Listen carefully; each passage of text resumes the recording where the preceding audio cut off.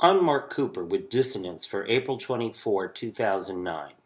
The good news is the Defense Department will release a number of pictures showing abuse and torture of prisoners at U.S.-run centers in Iraq and Afghanistan.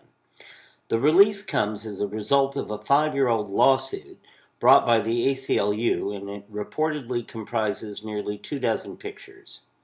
The bad news is that Democratic Senate Majority Leader Harry Reid now says he's opposed to any independent criminal probe into former Bush administration officials who we now know not only authorize the methods of torture in detail, but in fact use the torture not to extract information about possible future al-Qaeda attacks, but rather to try and force phony confessions to bolster the myth that al-Qaeda and Saddam Hussein were allies.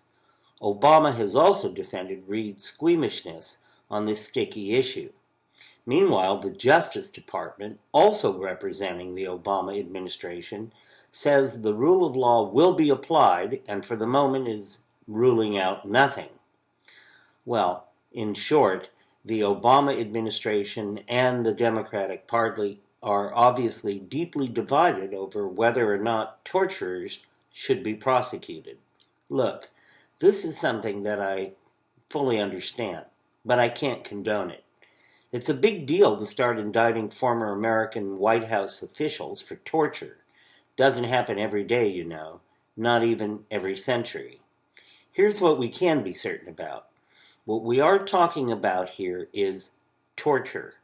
And just to be clear, torture does work. Just ask former General Pinochet, may he rest in peace. When he ruled Chile with an iron fist, the regime justified its use of barbaric tactics by claiming they were used only against, you got it, terrorists. Sound familiar? Torture does inflict enormous pain on its victims and their families. Torture does intimidate, and it eventually enrages not only the opponents of those who it is inflicted upon, but also civilized people who become aware of it. Torture is a gut-wrenching national stain that is never easily nor quickly expunged.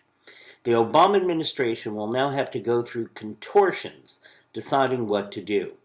But public opinion continues to rather inevitably tilt toward accountability. The lame excuses of torturers from Santiago to Buenos Aires to Phnom Penh were never enough to stave off justice.